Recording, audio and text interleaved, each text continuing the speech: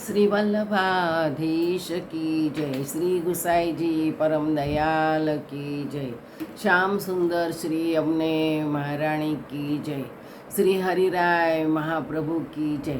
આપણે 16 ગ્રંથ વિશે રસપાન કરીએ છીએ. તેમાં ચોથો ગ્રંથ થયો છે પુષ્ટિ પ્રવાહ મર્યાદા ભેદ. તેમાં 17 શ્લોક થયા હતા કાલે. આજે 18મો શ્લોક લઈએ. આસક્તો ભગવાન એવમ શાપમ દાપયતિ ક્વચિત અહંકારે તથવા લોકે તન્માર્ગ સ્થાપનાય હિ.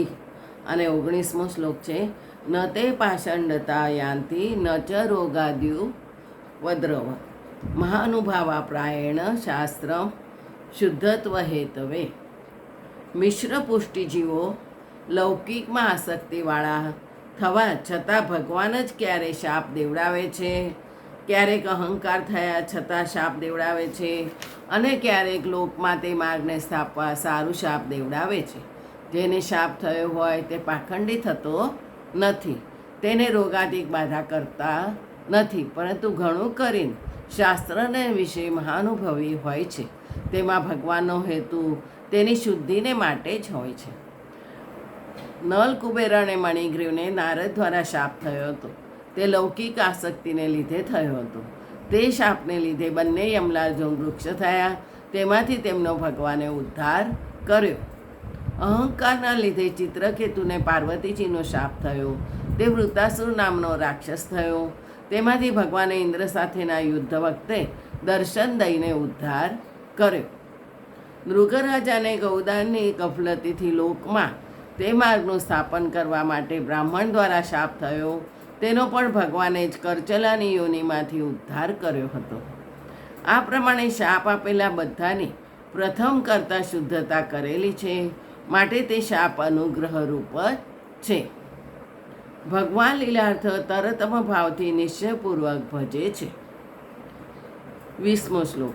ભગવત તારતમ્યેન તારતમ્યમ ભજંતી લૌકિકત્વ વૈદિકત્વ કાપટ્યા તેષુ નાન્યથા. ગૌણ કે મુખ્યપણાથી ભગવાન કાર્ય અને લીલા માટે અનેક સ્વરૂપથી બિરાજે છે.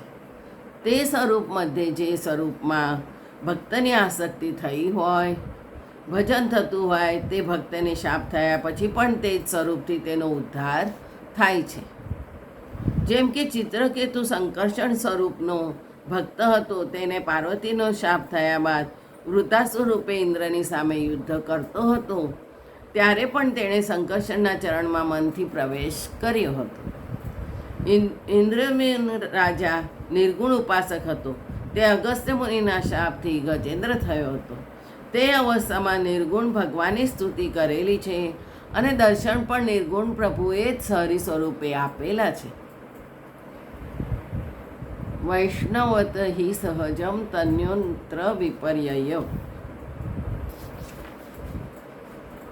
સંબંધી નસ્તુ તે એ જીવા પ્રવાસ્થાસુ તથા પરે ચર્ષણી શબ્દ વાચ્યાસ તે સર્વ સર્વ વર્મત્સુ ક્ષણાત સર્વત્વમ આયંતી રુચિ સતેશા ન કુત્રચિત.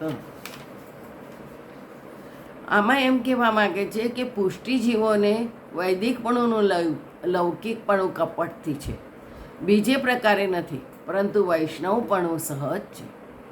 અને મર્યાદા જીવોને વૈદિકપણું સહજ છે, અને વૈષ્ણવપણું તેમજ લૌકિકપણું કપટથી છે.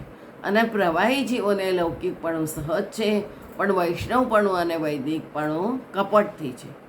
એક મ્યાનમાં બે તલવાર રહેતી નથી, માટે જેને મળે તેને એક જ મળે છે.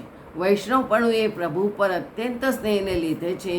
વૈદિકપણું એ વૈદિક કાર્ય ઉપર આગ્રહ રાખી વર્તવા ઉપર છે, અને લૌકિકપણું એ સંસારમાં આસક્તિના લીધે છે. જેને પ્રભુમાં સ્નેહ પૂરેપૂરો રાખવો હોય તેનાથી વૈદિક કાર્ય ઉપર તેવો આગ્રહ રાખી શકાય નહીં. અને લૌકિક તો અનિત્ય છે, જેથી ત્યાગ ભૂલી જવા કરવા યોગ્ય જ છે. માટે વૈષ્ણવોને પ્રભુમાં સ્નેહ સ્વાભાવિક છે, જેથી બાકીના બેમાંથી વૈદિક કાર્ય ગૌણ રૂપે કરે છે, અને લૌકિક કાર્ય તો લૌકિકમાં નિંદા થઈ ઉદ્વેગ ન થાય માટે જ કરે છે. તે જ મુજબ મર્યાદા જીવોની નિષ્ઠા વૈદિક કાર્યોમાં હોય છે, તેથી તેમને પ્રભુમાં સ્નેહ હોતો નથી, જેથી ભક્તિ ગૌણરૂપ ગણાય છે. અને લૌકિક તો તે અનિત્ય જાણી લોકનિંદા ન થાય માટે જ કરે છે. ભગવત સેવામાં આસક્ત ન થતાં પોતાની નિષ્ઠાવાળા વૈદિક કાર્યમાં બરાબર નિયમસર રહે છે. પ્રવાહી જીવો લૌકિક કાર્ય આસક્તિપૂર્વક કરે છે અને તેને બાકીના બેની નિત્યપણાની ખબર જ નથી, જેથી તે લોકમાં નિંદા થાય માટે દેખાવાને માટે ઉપર ટકી રહેવા માટે જ કરે છે. કર્મને ગહન ગતિને કારણે સદા પરિભ્રમણ કરતા પુષ્ટિ પ્રવાહ મર્યાદા રૂપ ત્રણમાંથી કોઈ એક માર્ગ પર આવી ચઢેલા તન્માર્ગે ન હોવા છતાંય તન્માર્ગે હોવાનો આભાસ પ્રકટ કરનારા ચર્ષણી જીવો હોય છે. ચર્ષણી શબ્દ વાચ્યાસ તે સર્વ સર્વ વર્મત્સુ ક્ષણાત સર્વતમ આયંતી રુચિ સ તેષામ ન કુત્રચિત. બધા માર્ગમાં સંબંધવાળા પ્રવાહમાં રહેલા કેટલાક જીવો ક્ષણ ક્ષણમાં સર્વ માર્ગમાં આવી જાય છે, પણ કોઈ જગ્યાએ તેની રુચિ થતી નથી. આવા જીવો ચર્ષણી કહેવાય છે. તેઓ કર્મને આધીન છે ને સર્વ ઠેકાણે તેને કર્મ અનુસાર જ ફળ મળે છે. પુષ્ટિ, મર્યાદા અને પ્રવાહી જીવો પોતપોતાના માર્ગમાં રુચિવાળા હોય છે, પણ પ્રવાહી મધ્યના કેટલાક જીવો કોઈ જગ્યાએ પ્રેમરહિત તદ્દન સૂકા અંતરકરણવાળા હોય છે. તેઓ જો કે બધા માર્ગમાં આવી જાય છે, પણ તેમનું કોઈ જગ્યાએ મન ઠરતું નથી. તેમને ભક્તિ માર્ગમાં રુચિ નથી, મર્યાદી માર્ગમાં રુચિ નથી. એટલું જ નહીં, પણ પ્રવાહી માર્ગમાં પણ પરોપકારાદી સત્કૃત્ય કરવામાં, વૈદિક સકામ યજ્ઞાદિ કરવામાં કે એવા બીજામાં કશામાં એમનું મન ચોંટતું નથી. તેમ કુલણિયા ગુંદર બિલકુલ ચિકાસ વગરનો હોય છે, જેથી કોઈ ઠેકાણે ચોંટતો નથી. તેમજ આ ચર્ષણી પ્રવાહી જીવનું અંતઃકરણ પ્રેમ લાગણી રહિત હોવાથી કોઈ જગ્યાએ ચોંટતું નથી, જેથી કોઈ પણ જગ્યાએ તેનું અંતઃકરણ ચોંટવા સંભવ નથી. તેઓ પ્રેમ રહિત છતાં જ્યાં જ્યાં રહી જે કાર્ય કરે છે તે કાર્યોનું તેમને ફળ મળે છે. એમનું કાર્ય સ્નેહ રહિત હોવાથી અથવા વિધિ વગરનું હોવાથી પુષ્ટિ કે મર્યાદા માર્ગનું ફળ મળતું નથી, પણ લૌકિક ફળ કાર્ય અનુસાર મળે છે. અને પુષ્ટિ પ્રવાહી અને પુષ્ટિ જીવોને તો કેવું હોય છે કે સ્નેહ સહિત પ્રેમ હોય છે. એમનો સેવા કરે તો એ ભાવ સહિતની હોય છે, માટે એમને ફળ મળે છે. તેમાં ક્રિયાનુસારેણ સર્વત્ર સકલમ ફલમ પ્રવાહ સ્થાન પ્રવક્ષ્યામિ સ્વરૂપાંગ ક્રિયાયુતાન. સ્વરૂપ, અંગ અને ક્રિયા સહિત પ્રવાહ સ્થાનને કહું છું. પ્રવાહીમાં રહેલા જીવો આસુરો છે અને ગીતાજીના 16મા અધ્યાયમાં તે આસુરોનું વર્ણન કરાયેલું છે. તે આસુરો પણ અજ્ઞ અને દૂરને એમ બે પ્રકારના હોય છે.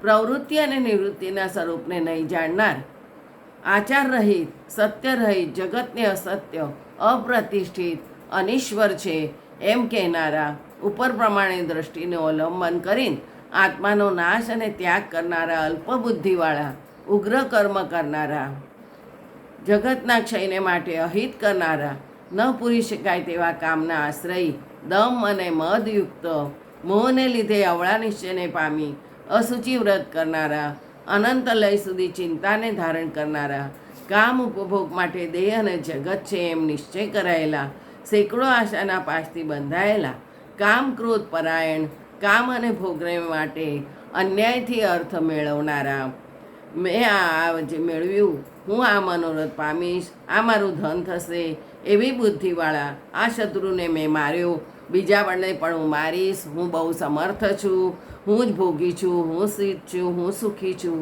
હું બળવાન છું એમ માનનારા, મારા જેવું કોઈ છે, હું પૂજાઉં છું, હું બ્રહ્મ છું, હું ખુશીથી આપનાર છું, એ પ્રમાણે અજ્ઞાન વડે મોહિત, ચિત્તમાં અનેક જાતની ભ્રમણાવાળા અને મોહજાળમાં વીંટળાયેલા, નામ માત્ર યજ્ઞ વડે જે ભજે છે તે દમપૂર્વક અવિધિપૂર્વક ભજનારા, અહંકાર, બળ, દર્પ, કામ અને ક્રોધના આશ્રય કરાયેલા, સર્વેશ્વર લીલા કરતા, સર્વત્ર વર્તમાન ચેતનાત્મક એવા પુરુષોત્તમનો દ્વેષ કરનાર, સારે રસ્તે ચાલનાર માણસ ઉપર દોષનો આરોપ મૂકનાર, આવા લક્ષણવાળા આસુર જીવો દ્વેષી, અધમ અને દૂર હોય છે.